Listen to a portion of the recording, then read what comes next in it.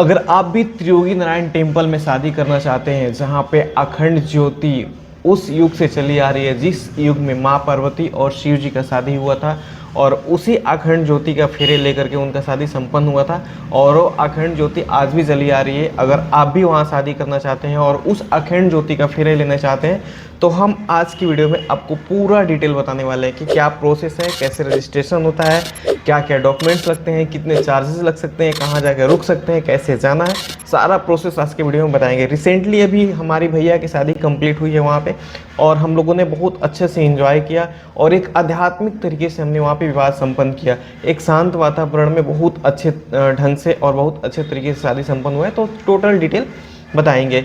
तो आप जैसे कहीं से भी अगर आप ट्रेन पकड़ रहे हैं तो आप या तो हरिद्वार आ जाइए या फिर ऋषिकेश आ जाइए। आप हरिद्वार जैसे ट्रेन से उतरेंगे, वहाँ से आपको ट्रेवलर, अगर ज़्यादा पर्सन है तो ट्रेवलर मिलती है, ट्रेवलर कर लीजिए या फिर कैब कर लीजिए, और कैब करके आपको वहाँ पे पहुँच जाना है जहाँ पे त्रियोगी नारायण टेम्पल है, वहाँ के लिए आपको कैब मिल जाएगा।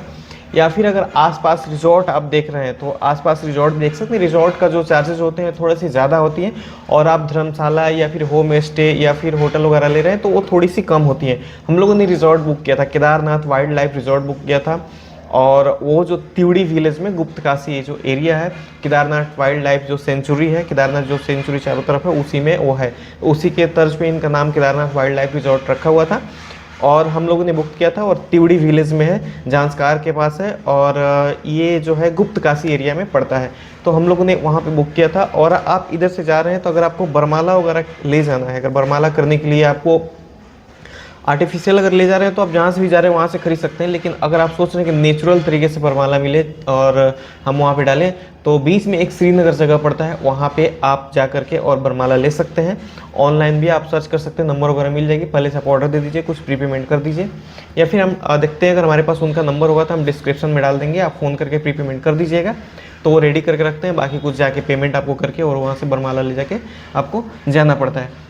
तो ये रहा कि कैसे जाएं। आपको किसी भी स्टेशन से हरिद्वार आना है या ऋषिकेश आना है, ट्रेन से हरिद्वार उतर जाइए और वहाँ से कैब या ट्रेवलर के जरिए आप वहाँ पे जाइए। और पहले से ही एक आदमी जा करके या फिर फ़ोन के थ्रू या फिर जैसे हो, आपको अगर कम बजट है तो आप धर्मशाला ले सकते हैं या फिर होम स्टे ले सकते हैं या फिर होटल बुक कर सकते हैं। अगर बजट ठीक ठाक है तो आप रिजॉर्ट बुक कर सकते हैं। अब रहा सवाल कि मंदिर में कैसे बुक किया जाए। मंदिर में पहले से रजिस्ट्रेशन कराना पड़ता है, और वो रजिस्ट्रेशन जो होता है, रजिस्ट्रेशन का कोई चार्जेस नहीं लगता है।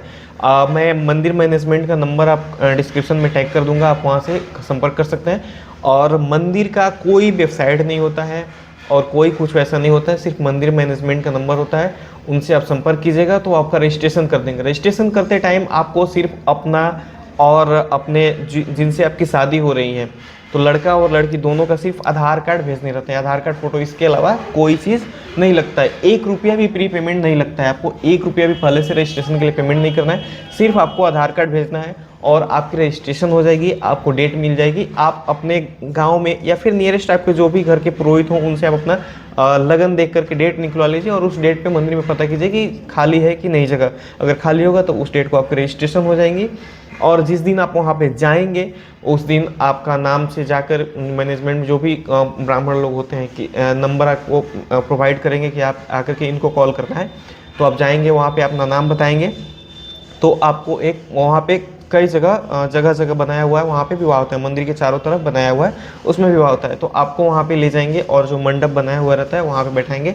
आपको ज़्यादा कुछ नहीं ले जाना है, थोड़ी बहुत जो सामान होती है वो ले जाना है, बाकी सारा चीज़ वहाँ से हो जाएगा, ठीक है। आपको उतना कुछ ज़्यादा नहीं ले जाना। हाँ, पुरोहित जी का कपड़ा लेके जाना है आपको, जो वहाँ पे पूजा करवाते हैं, तो वर पक्ष से और कन्या पक्ष से दोनों तरफ से एक एक पुरोहित जी के लिए वस्त्र आपको लेकर के वहाँ जाना है। तो वहाँ पे आप वस्त्र लेकर के जाएंगे और उनको देना रहता है। बाकी सबसे अच्छी चीज़ लगी कि पूरी विवाह के दौरान कोई भी 1 रुपया चढ़ावा वो लोग नहीं लेते हैं, बस एक बार कुछ पैसे चढ़ाने के लिए बोलते हैं। तो हमने 51 या 1 से 1 रुपया ही चढ़ाया था, इससे ज़्यादा नहीं चढ़ाया था, और उसके बाद हमें कोई चीज़ नहीं देनी पड़ी। जैसे विवाह संपन्न हुआ, तो विवाह संपन्न हुआ तो वहाँ पे भी एक मैरिज सर्टिफिकेट मिलता है। तो जब आप मैरिज सर्टिफिकेट के लिए जाएंगे तो वहाँ पे आपको अपने मम्मी पापा का, लड़का के मम्मी पापा का, लड़की के मम्मी पापा का आधार कार्ड कैरी करना जरूरी है। वहाँ पे लगेगा आपका आधार कार्ड और लड़की का आधार कार्ड, या फिर लड़की है तो लड़की का आधार कार्ड, लड़का है मतलब वर कन्या का आधार कार्ड, और वर कन्या के माता और पिताजी का दोनों आदमी का आधार कार्ड वहाँ पे कंपलसरी है।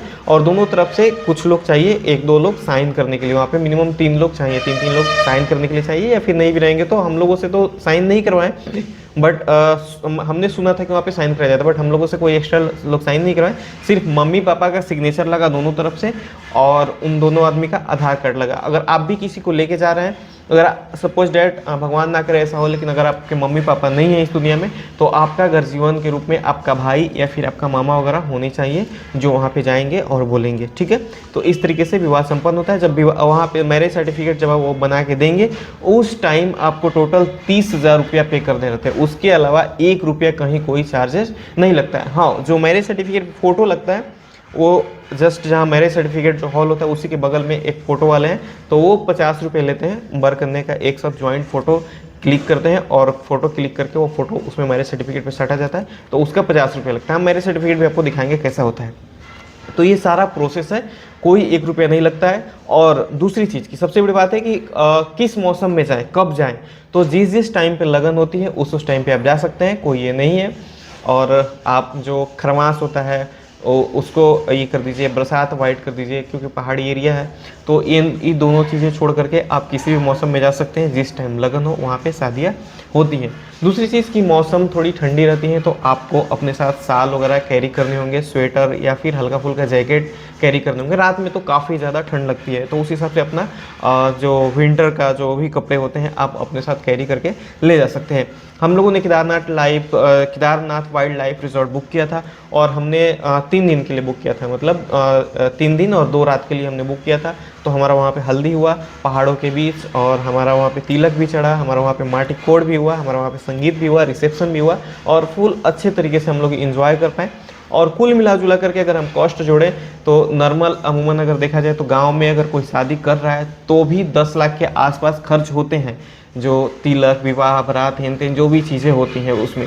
अगर हमने वहाँ पे टोटल कैलकुलेशन किया तो हम लोगों ने रिजॉर्ट बुक किया था, रिजॉर्ट का ही सबसे अधिक जो पैसा लगा था। मंदिर में तो सिर्फ 30,000 रुपये लगता है, बाकी आप जितने लोगों को ले जा रहे खिलाने पिलाने का चार्जेस लगते हैं। तो हम लोगों ने रिजॉर्ट बुक किया था, तो रिजॉर्ट का सब मिला जुला करके हम लोग 7-7.5 लाख के आसपास टोटल कॉस्ट गया था। अगर आप होम स्टे ले रहे हैं, होम स्टे या फिर नॉर्मल धर्मशाला टाइप का रूम ले रहे हैं, या फिर छोटा मोटा होटल ले रहे हैं, अगर आप ज़्यादा आदमी नहीं जा रहे हैं, तो हम लोग 45 आदमी गए थे, तो थोड़ा सा कॉस्ट बढ़ गया था। अगर आप कम आदमी जा रहे हैं तो आप अपने हिसाब से अगर नॉर्मल रूम वगैरह या होटल वगैरह ले रहे हैं तो आपका कॉस्ट कम हो जाएगा। हम लोगों ने रिजॉर्ट बुक किया था तो इतना कॉस्ट चला गया। तो ये कुछ इन्फॉर्मेशन थी। अगर आपको इससे रिलेटेड और कोई जानकारी चाहिए तो आप हमें कमेंट कर सकते हैं, बता सकते हैं। इसलिए बता सकते हैं क्योंकि हम वहाँ पे जा करके और शादी संपन्न करा के आए हैं अपने भैया का, तो सारा एक्सपीरियंस है, कहाँ कहाँ क्या क्या चीज़ें हैं वो सब हमने देखा। तो आप हरिद्वार स्टेशन आइए, हरिद्वार स्टेशन से पहाड़ की वादियाँ घूमते हुए आप पहुँचिए वहाँ पे और अपना शादी कीजिए। और एक आध्यात्मिक शादी, दारू पार्टी ये फलना ढिकना से दूर एक आध्यात्मिक शादी वहाँ पे होंगी। और बहुत अच्छे से जो लोग शादीशुदा हैं वो लोग भी अपना जा करके आशीर्वाद लेने के लिए वहाँ जाते हैं। तो एक बार आप भी अगर शादी का प्लान बना रहे हैं तो एज ये इन्फॉर्मेशन है, आप इसके तहत कर सकते हैं। और लास्ट में मैं ये कहूँगा कि फ्रॉड से बचें। मंदिर का अभी तक कोई वेबसाइट नहीं बना है, कोई वेबसाइट नहीं बना है। इन फ्यूचर कभी बन सकता है वो अलग बात है, अभी तक कोई वेबसाइट नहीं बना है। और जो भी चीज़ें बुकिंग होती है कॉन्टैक्ट नंबर के जरिए होती है। मंदिर मैनेजमेंट का जो नंबर है मैं डिस्क्रिप्शन में दे दूंगा। और हमने जो केदारनाथ वाइल्ड लाइफ रिजॉर्ट जो बुक किया था उसका भी कॉन्टैक्ट नंबर मैं डिस्क्रिप्शन में दे दूंगा, आप देख सकते हैं। अगर आपको बुक करना चाहें तो आप कर सकते हैं।